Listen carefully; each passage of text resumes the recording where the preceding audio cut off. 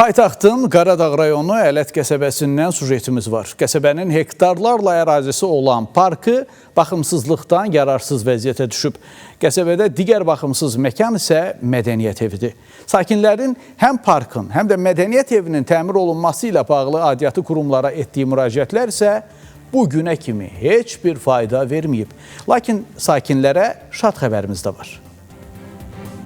Bax, orada güllər, çiçəklər idi, orada fontan var idi, fəvvarə var idi, skamikalar var idi. Uşaqlarımızı buradan bağçadan çıxardanda özümüzdə otururduq. Məkan Bakı şəhərinin Qaradağ rayonu Ələt qəsəbəsidir. Amma ilk baxışdan buranı paytaxtın bir hissəsi yox, hansısa Uzqar dağ kəndi ilə səhv salmaq olar. Qəsəbə sakinlərinin istirahət üçün getdiyi yeganə məkan Ələt Dəmir Yolçular Parkı illərdir baxımsız vəziyyətdədir. Qəsəbənin parkında həddindən artıq itlər çoxdur və burada inan ki, bağça var. Valideynlər bağçaya uşaq aparanda çox qorxurlar. Parkdan əsər əlamət qalmayan bu ərazidə oyun meydançaları sıradan çıxdığı üçün oğurlanıb, oturacaqlar dağılıb, yaşıllıqlarsa quruyub, qalan ağaclarsa qurumaq üzrədir. Adı olub, özü olmayan Ələt Parkı. Bu ərazi hansısa bir istirahət məkanı, istirahət parkını deyil, unudulmuş bir xarabalığı xatırladır.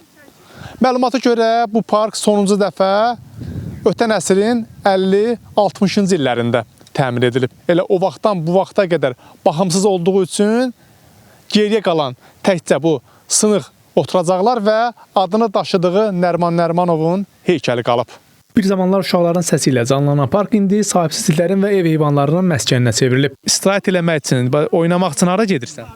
Heç yerə. İtlər qoyulmur oynamaya. Sakinlər deyir ki, illərdir bu parkın abadlaşdırılması ilə bağlı müxtəlif vədlər verilsə də nəticəsi yoxdur. Çox belə qəşəng idi. Ağaclardan gəlib, o qədər orada ağaclarda tut yemişik. Əlbəttə ki, istəyərik parkımız olsun, uşaqları gətirə, əyləncələr olsun, uşaq üçün də sırf yaxşı skameykalar bol olsun, valideynlər otursun, uşaqlar bir gün keçirsin. Amma biz də istəyirdik ki, bu dəmir yolu bizim bu qəsəbəmizin parkını ya kömək eləsin, ya hansı bir qurumlar dəstək olsun. Qəsəbədə şəhidin adını daşıyan mədəniyyət evi də tamam yararsız vəziyyətdədir.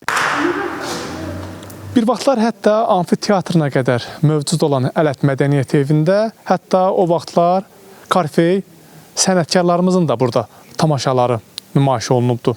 Ancaq illərdir ki, baxımsız vəziyyətə qalan bu mədəniyyət evi indi xarabalığı xatırladır. Hətta qəsəbənin demək olar ki, zibilləri bu əraziyə tökülür. Məlumata görə baxımsızlıqdan indi bu ərazi hətta narkoman yuvası da adlanır.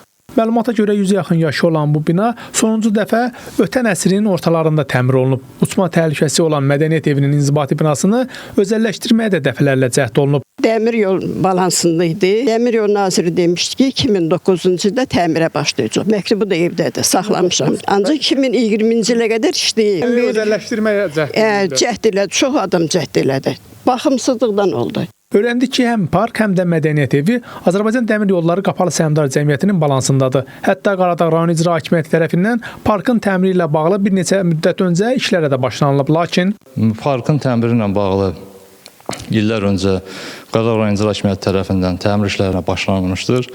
Sadəcə məqsədə müvafiq bilinmədiyi üçün təmir işləri dayandırılmışdır. Azərbaycan Dəmir Yolları Qapalı Səhmdar Cəmiyyətindən isə bildirildi ki, qanunvericiliyə uyğun olaraq qurumun balansında olan parklar və mədəniyyət evləri aidiyyatı üzrə digər qurumların balansına verilmə mərhələsindədir. Azərbaycan Dəmir Yolları Qapalı Səhmdar Cəmiyyəti qeyri-profil aktivlərini təhvil verir. Buna tibb müəssisələrini, su təsərrüfatlarını və sair misal göstərə bilərik. Qeyri-profil aktiv olan parklar və mədəniyyət evləri də aidiyyatı üzrə təhvil veriləcək. Bununla əlaqədar olaraq Ələt qəsəbəsində yerləşən Dəmir Yolçuların mədəniyyət evində və parkda təmir bərpa işlərinin aparılması nəzərdə tutulmuş. Parkın və mədəniyyət evinin təmir olunub olunmayacaqsa, qurumlar arasında balans dəyişmə baş tutduqdan sonra bəlli olacaq. Rəşad Vəkiloğlu, İlkin Həsənov, Space xəbər.